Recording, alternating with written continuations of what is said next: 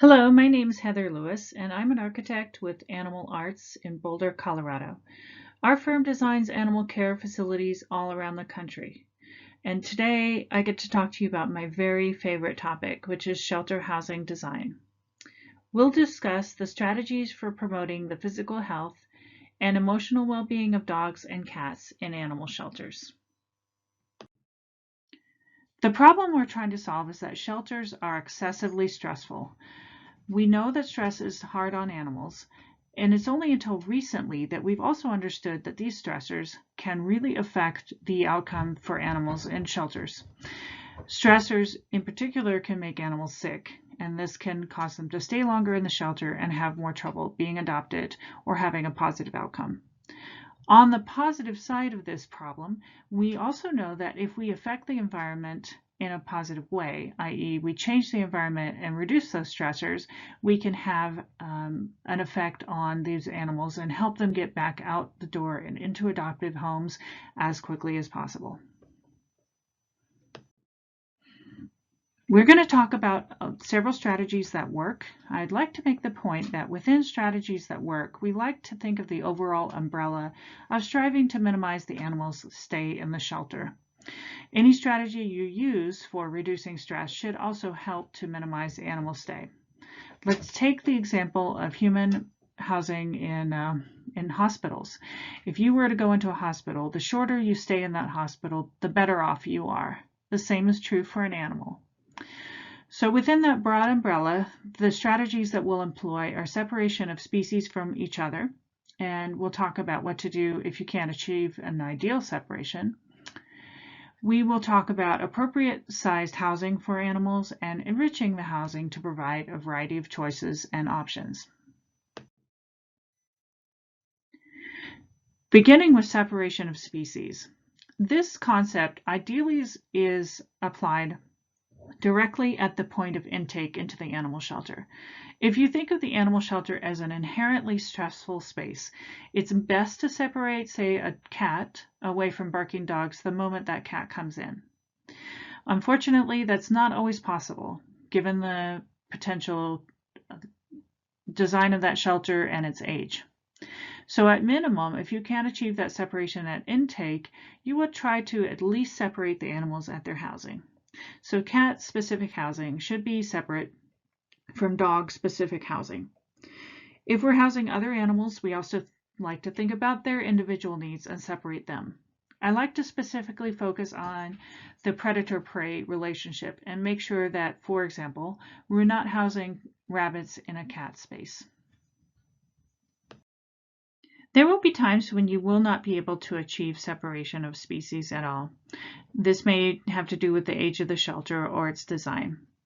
If you're in that situation, then at least strive for future projects that will allow for this separation.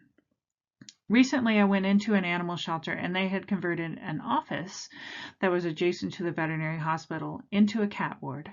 So previously they had no way to separate cats within their medical setting, and now they do. I'm not sure what happened to the people who are working in that office, but this is the kind of creative idea that is very easy to employ. Beyond these future projects, if you can't really commandeer a space and change it, then at least focus on the housing size itself and its enrichment. And in fact, this is the most important thing you can do. We want to try to reduce the stressors right at the housing unit. So we'll talk about that in more detail. One other great concept is providing flexible visual blocks. I use the word flexible because there are times when visual blocks are great and there are times when they're not. A great example of when they can be used is when cats come into the shelter and they often need a chance to hide and de-stress as they're acclimating to the shelter environment. So this photo shows a manufactured product made by Shoreline, but frankly, you can simply hang a towel over a cat cage and achieve the same goal. Other stress reduction techniques should not supplant good housing, they should supplement it. So, for example, we would not want to use music or pheromone dispensers instead of housing the animals appropriately. We would want to use those in addition to housing the animals appropriately. I like the concept of dimmable lighting because animals see very well in low light levels. whereas we do not as people. So we can reduce the lighting and they can still see well in the space and reduce their stress level whenever we can. For dogs and cats, some connection to the out of doors is important to them and to their well-being, particularly for dogs. Dogs need to get outside and exercise and blow off steam. It can be a little bit trickier to do this with cats. We don't want to cause any potential safety issue by opening a door, for example, but we could open a window and let the cats have some fresh air.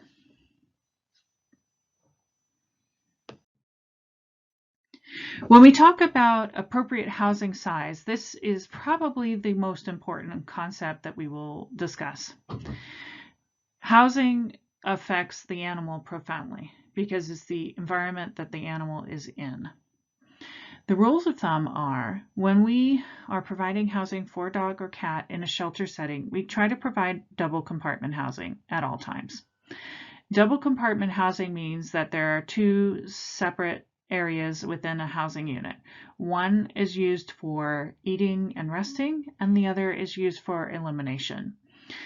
If you think about your own self, you will like to eliminate away from where you eat, and so do animals, particularly cats, but dogs as well. We like to follow the Association of Shelter Veterinarians guidelines for the standard of care, specifically for cats. It's a great guideline. Minimum of 9 square feet per individually housed cat is the rule of thumb, and 18 square feet per group house cat. Note that group house cats need about twice the floor space of individually housed cats. That's important when we talk about group housing.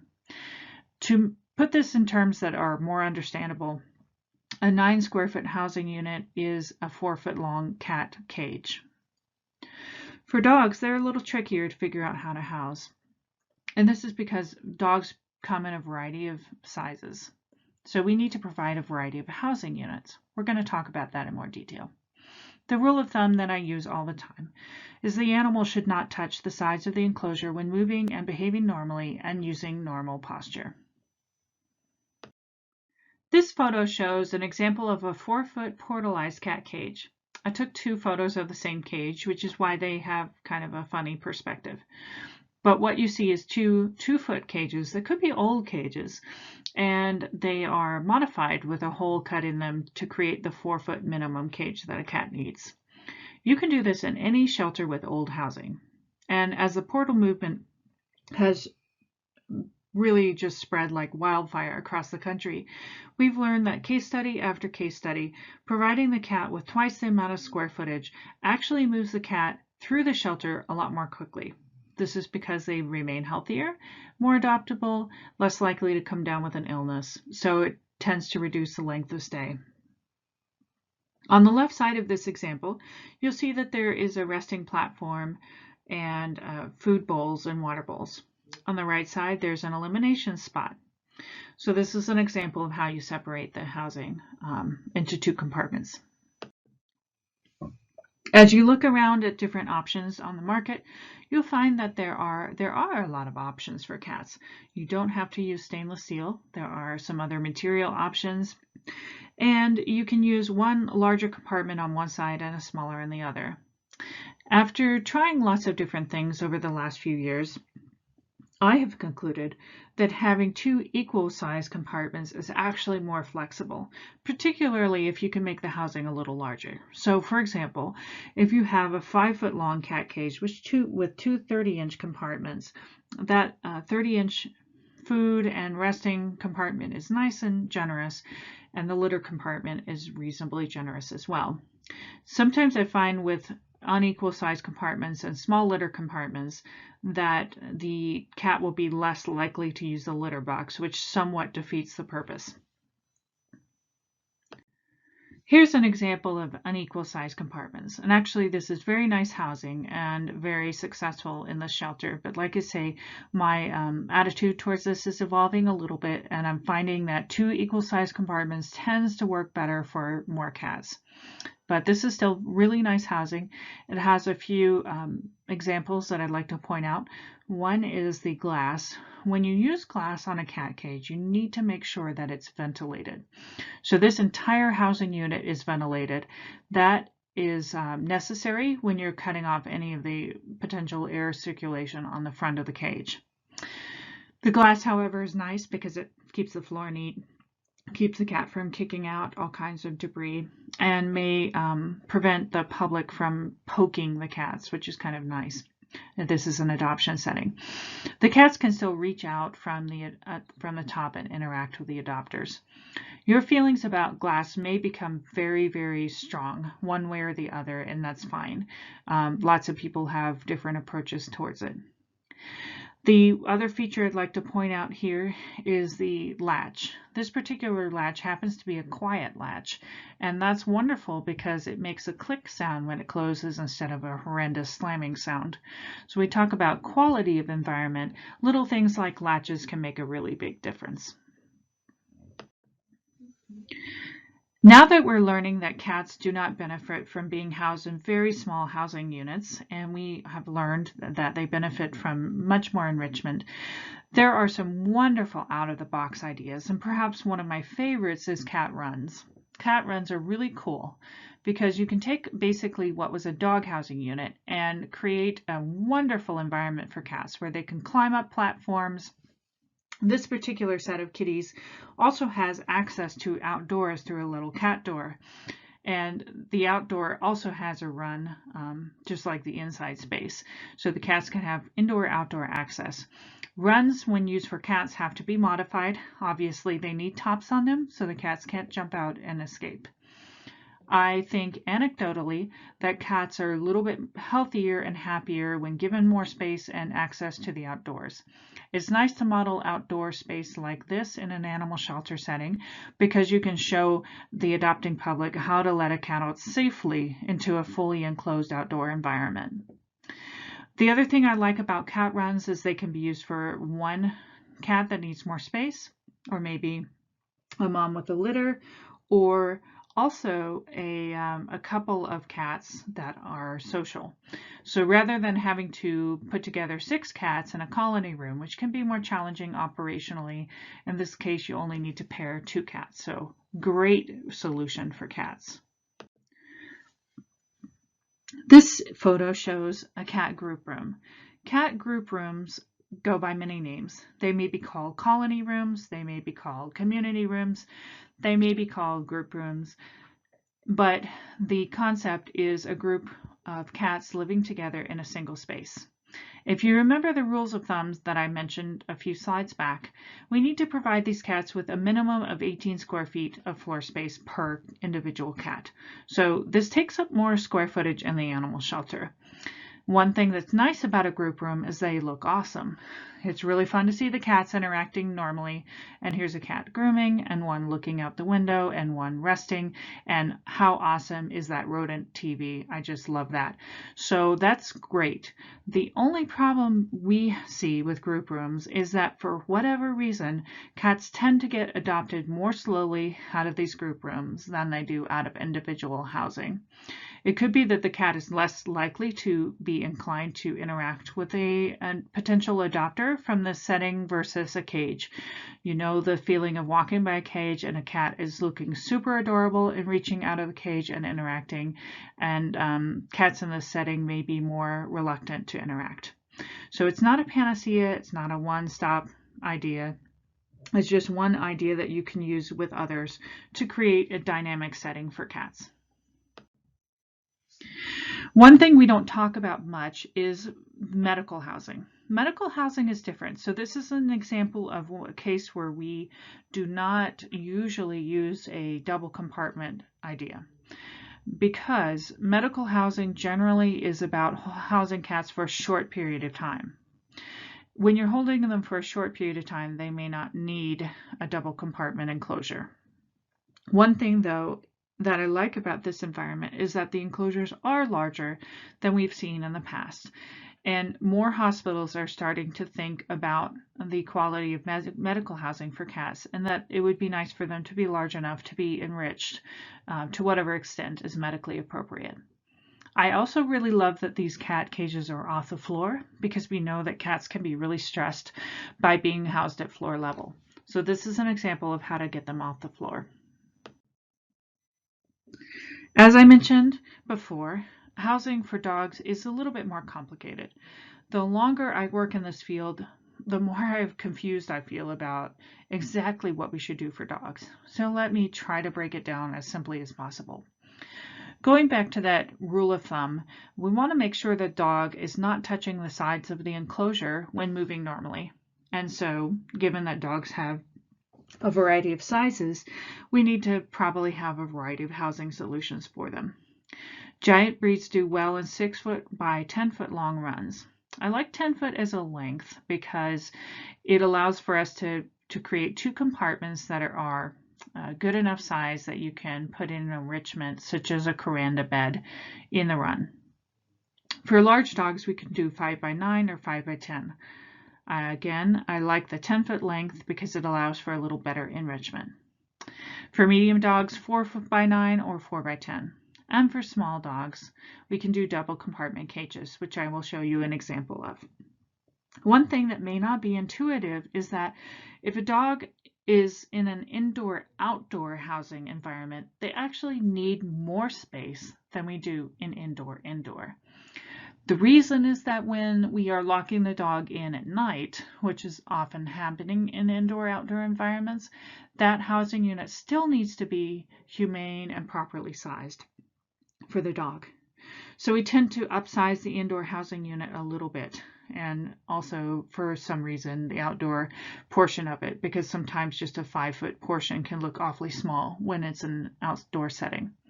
So indoor-outdoor housing tends to get larger than indoor-indoor housing.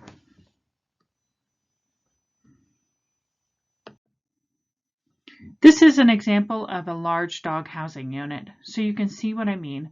This is 5-foot by 10-foot, so it's appropriately sized for this dog that's in the photo. The dog can wag its tail without hitting the sides of the enclosure, and the enclosure is large enough to put in a coranda bed and other enrichments.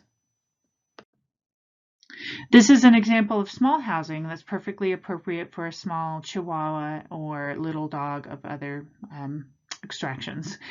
And what I like about this type of housing unit is it's still double-sided, and we can hook it up to drainage. So it works just like the large dog housing unit, only it's designed for dogs that are more used to being carried and more used to being off the floor. So it's a very nice solution for little dogs.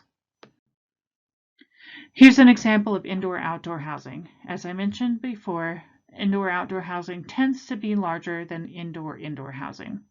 You can see the dog is enjoying using this space, and I like indoor-outdoor housing in that it provides the dog all kinds of choices and options. They can go outside to lie in the sun, they can come back inside. They will tend to want to eliminate in their outdoor enclosure, which is perfect because it keeps the indoor environment healthier and cleaner. Just as with cat medical housing, we don't talk about canine medical housing perhaps as much as we should. We don't use double compartment housing here as often because the dog is not in an environment where it's staying very long. You'll see a variety of housing options used in medical settings as well. I like to go back to that rule of thumb, make sure that the housing is sized large enough so that the dog, depending on their size, does not have to touch the sides of the enclosure when moving normally.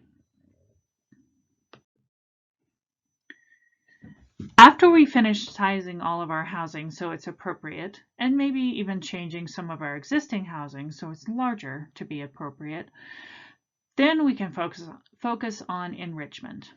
Enrichment is the last piece of the puzzle.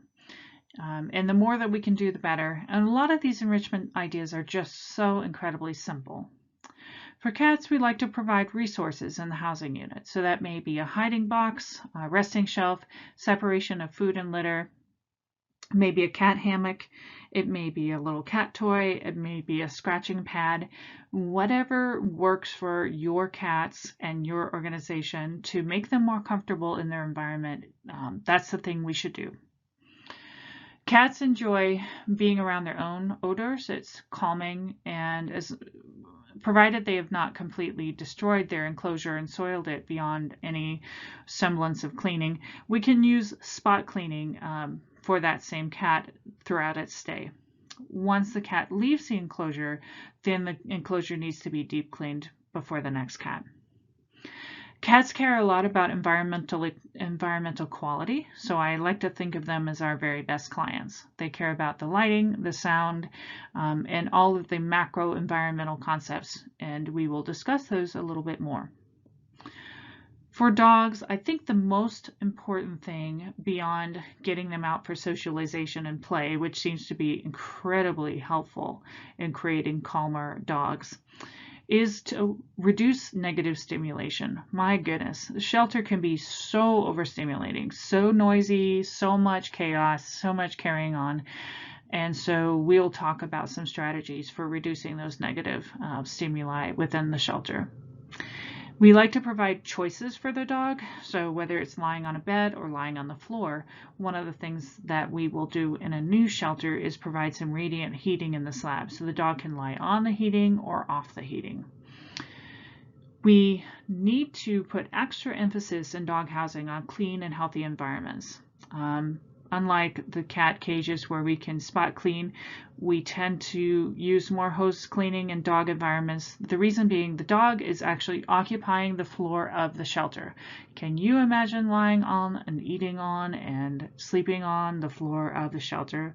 My goodness, that may be the most dirty surface that we deal with. So creating a healthy environment is about a sanitizable space so the dog can come back into an environment that's not full of biofilms and not full of all kinds of potential nasty microorganisms and be in a healthy environment. Purrfect is the solutions for cats.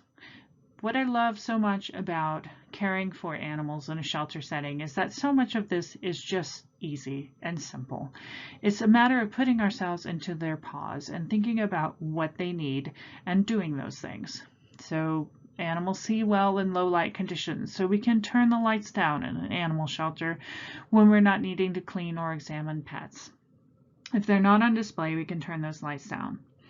We can use quiet latches and hinges to create a quieter environment than we had in the past. We can use blankets and hidey boxes.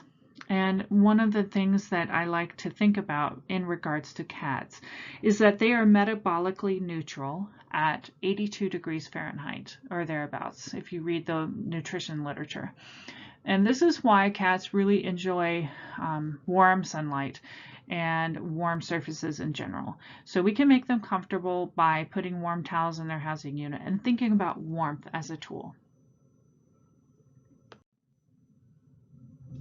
Here's a brief photo. This happens to be a veterinary hospital, so this housing is a little bit lacking for a shelter example, but I wanted to show you the cats pushed right up against the windows and that this is perfectly fine, and cats really do enjoy being in their housing units and being able to look outside.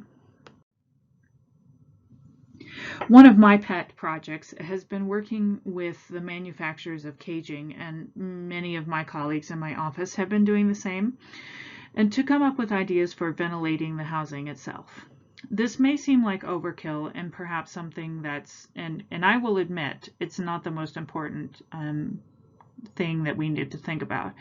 But what I like about ventilated housing is that by putting the air where the cat is, i.e. pulling the air through the cage and exhausting it from out of the cage, we get really excellent air quality within the cage, and we can also cut down on the overall room air exchange requirements. So we're basically using directional ventilation rather than just blowing air around, so it's more effective. So we've developed a variety of ventilated housing options. This is the example that I wanted to show in regard to stimulation for dogs. I took this photo when I was walking through a very crowded animal shelter where the dogs were staying for more time than they probably needed to stay. And as a result of being in this very small single compartment housing for too long, these dogs were literally bouncing off the wall. So I had this impression of all the dogs jumping up on one side of this housing environment and spinning all at the same time. And I took this photo and got the dog in mid-spin. So we don't want the doggies to bounce off the walls. Things we can do. If we are starting out with a brand new shelter, and you can't do this with an old shelter that's already laid out, where the dogs are facing each other. But if you had options in a new setting, we try to think about not having a tremendous number of dogs facing each other. We don't want to create visual isolation necessarily, but we also want to get rid of the gauntlet of dogs. And you know what I mean. This is the long row of dogs where they're all yelling at you as you're walking down with another dog. That's what it feels like. And certainly it's stressful. So this kind of setup here, this rendering shows a cruciform housing environment that we designed for Humane Society in Hawaii. And it's set up so that the dogs really don't face a lot of other dogs. They may know they're in a social setting, but it's far away from the gauntlet of dogs.